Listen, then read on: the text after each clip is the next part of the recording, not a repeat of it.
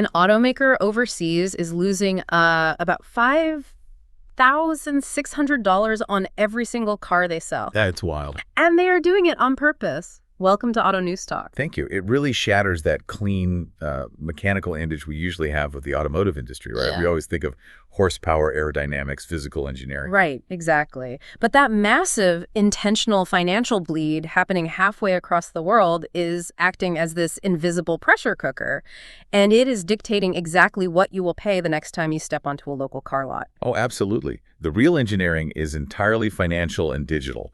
We are walking through a landscape where the battle for profits has moved completely away from just building a solid vehicle. Which is exactly what we are mapping out on this segment. We are taking a journey through the modern economics of a car. We will follow the money from the sticker price you see on the windshield to the extreme global forces driving that price down, into the artificial intelligence your local dealer uses to survive, and finally, into a massive legal standoff over who is allowed to plug a computer into your dashboard. Let's start right at the wallet, because there is a market snapshot report on new car pricing that gives us a pretty harsh reality check. Okay, lay it on me. So the central insight from this data is that United States vehicle pricing is finally, definitively cooling down as supply improves. The average transaction price, meaning what buyers are actually writing the check for, not that fantasy number on the sticker, Right. that dropped 0.5% to $49,220. But the mechanism behind that drop is what is so fascinating, because the sticker prices themselves are not really moving. No, not at all. Instead, automakers are just piling cash on the hood. That same pricing snapshot shows incentive spending creeping up to 7.1% of the transaction price. So it is kind of an illusion. It totally is. The gap between the manufacturer's suggested retail price and what you actually pay is being shaped by aggressive discount activity rather than actual structural price cuts. And if you isolate electric vehicles within that snapshot, I mean, the illusion becomes a completely different reality. Oh, yeah. The incentives on EVs are roughly double the broader industry average. Wait, really? Double? Yeah, we are talking about 14% of the purchase price, which translates to around $7,600 in discounts per vehicle. And because of that aggressive discounting, EV transaction prices have seen an 11-month streak of annual declines. Wow, but hang on, if EV prices are sliding that fast, isn't buying one like trying to catch a falling knife? That's a great way to put it. You walk onto the lot, you see a massive $7,600 discount, and it feels like buying a television right after the holidays. You are getting a genuine bargain, sure, but you know deep down the algorithm will probably make it even cheaper the next time you refresh the page. Exactly. That is the exact psychological trap buyers are in. And the data gets even more skewed when you look at the major players. Yeah. A really memorable detail from that market snapshot reveals that Tesla is heavily distorting this entire math. How so? Well, 96% of their sales volume comes from just two vehicles, the Model 3 and the Model Y. Because they command such a massive volume, their specific pricing strategies are single-handedly dragging down the entire industry's average transaction price for electric vehicles. Which leaves us with a pretty glaring limitation from this market snapshot. I mean, it does not answer where the floor actually is for these sliding EV transaction prices. Yeah, we see the slide, we see the 14% incentives, but nothing in this data tells a buyer when the price of an EV will actually bottom out. Right. So to find that floor, you really have to look beyond domestic lots. You have to look at the global supply chain and specifically an analysis of China's EV market and global policy. Yes. That analysis shows a floor that is structurally collapsing. To understand the ceiling on U.S. prices, we have to look at the floor collapsing abroad. And the central insight there is that China's EV market is stuck in this structural price war that is just crushing margins and threatening a huge global spillover. And the regulators over there are terrified. The analysis details how regulators actually summoned automakers, issuing repeated warnings to stop what they called irrational pricing and below-cost dumping. But the automakers basically ignore the warnings by getting creative with financial engineering. They hide the price cuts. The report points out that instead of lowering the official list price and, angering the regulators, automakers are offering zero-interest loans that stretch out for 7 years. 7 years of zero interest. That's insane. And they are offering wildly aggressive trade-in allowances too. But the bundle deals are what really blew my mind. Oh, the software bundles. Yeah. According to the analysis, automakers are bundling advanced software valued at up to 35,000 yuan, which is roughly $5,100, just to sweeten the deal.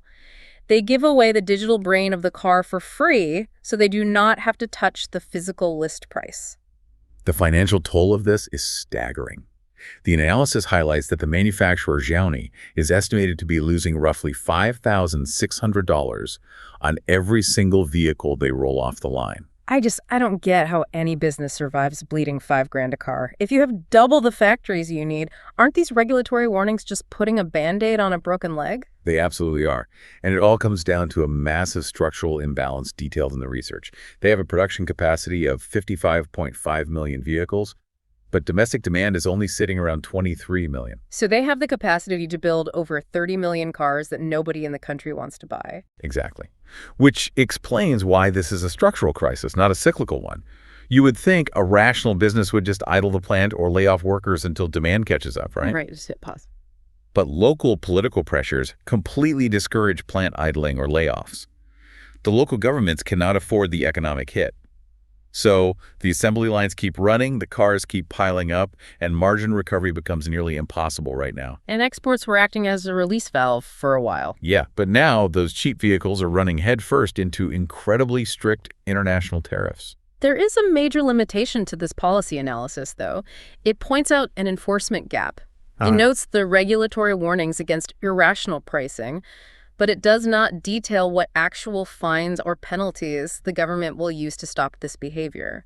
The warnings exist, but we don't know if they have teeth. So if you are a local dealer here watching these global price floors collapse, and you are feeling the squeeze of those domestic transaction prices cooling down, what do? You panic. Well, you realize your margin on the physical metal is vanishing. You have to find a way to stop wasting money on acquiring customers. And that brings us to the artificial intelligence pivot. There is a digital retailing study on AI ad strategies that reveals exactly how local U.S. dealers are fighting back. Yes. The central insight there is that United States auto retailers are pivoting heavily to AI-driven automation to dramatically lower their cost per lead while boosting conversions. The study maps out a massive budget shift. Dealers are pulling money away from traditional manual marketing campaigns and pouring it into AI tools like Google Performance Max. They are letting machine learning dictate the spend. And at the same time, AI chat traffic on dealer websites is surging. The study notes Google Gemini's share is growing rapidly alongside ChatGPT. They are essentially using real-time machine learning to shift marketing dollars to high-velocity areas like certified pre-owned vehicles and fixed operations. Fixed operations being the service bay, which we will get to. But the psychology of these AI chatbots is incredible. So what's the 6-message threshold? Yes. That is the most fascinating metric from the digital retailing study. They identified that if an AI chat system can keep a shopper engaged for just 6 messages, the probability of them converting jumps to 45.6%. It is exactly like dating. How so? Well, if you can just keep them talking for 6 texts, you get the date. The AI does not need to sell the car. It just needs to keep you typing long enough to hook your interest. That's a perfect analogy. And the reason this matters is pure survival. Dealers are relying on machine learning to cap advertising waste because their margin for error is rapidly shrinking. But there is a huge limitation to this digital retailing study. What's that? It measures the success of these AI tools right now, but it does not answer what happens to a dealer's competitive edge once every single dealership in town is using the exact same Google algorithms and the exact same chatbots. Right. If everyone has the superweapon, does the advantage just cancel out?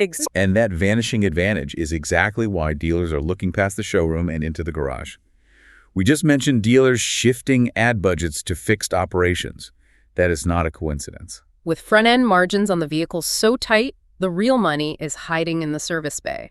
But there is a massive fight brewing over who actually gets to repair your car once it breaks. We have 2 different pieces of research covering this. We have coverage of dealer service economics and a separate report on the federal right to repair policy debate.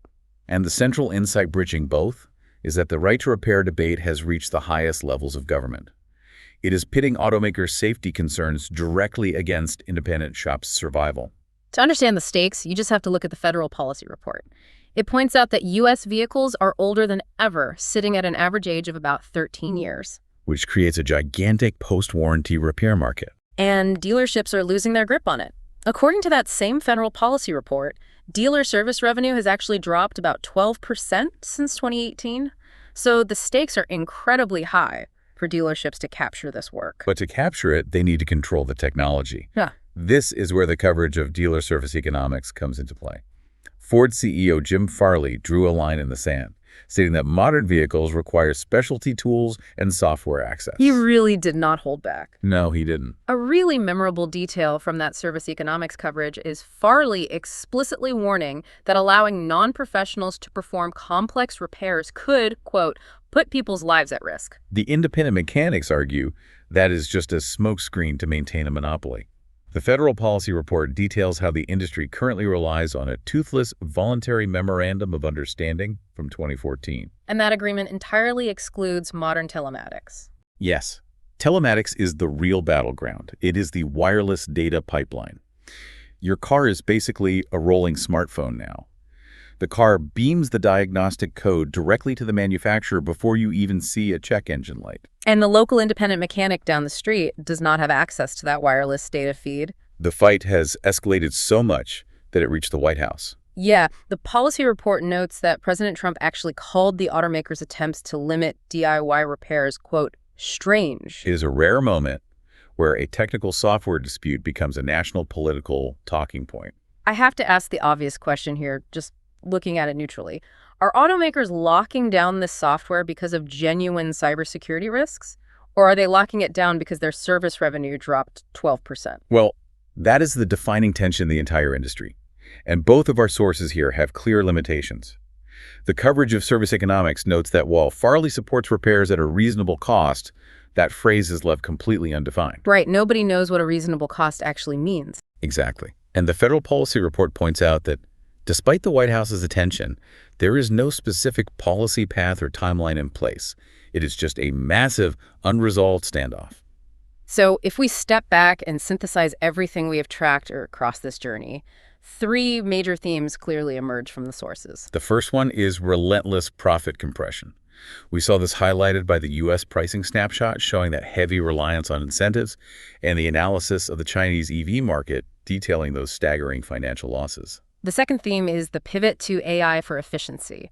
That was shown by the digital retailing study where dealers optimize their ad spend with algorithms and chatbots. And the third theme is the post-sale revenue battle, evidenced by the 2 right-to-repair reports. The fight for the wallet absolutely does not end when you drive off the lot. We also uncovered 2 massive contradictions or tensions in this ecosystem. First is safety versus monopoly. Automakers, like Ford's CEO in the service economics coverage, demand lockdown software for safety. Meanwhile, advocates in the federal policy report argue this restricts fair competition. The second tension is EV supply versus demand reality. The massive push for global EV dominance, seen in China's overcapacity in the policy analysis, is violently colliding with the reality of sliding U.S. EV transaction prices and a heavy reliance on discounts, which we saw in the pricing snapshot. So what does this all mean for you? Here's your practical takeaway from this segment. The car you buy is no longer just a machine. It is a heavily guarded software ecosystem. From the AI chatbot that convinced you to visit the lot, to the digital locks preventing your local mechanic from fixing a sensor. Algorithms are increasingly dictating both your upfront cost and your long-term ownership experience. It fundamentally changes what it means to own a vehicle. Thank you so much for joining us for this segment of Auto News Talk. We will leave you with this final memorable takeaway. Buying a car is really just the opening negotiation. The real battle is over who owns the data and the right to fix it for the next 13 years. As you hit the road, keep an eye on how these right-to-repair laws evolve in your own state. It might just dictate where you take your car the next time that check engine light comes on.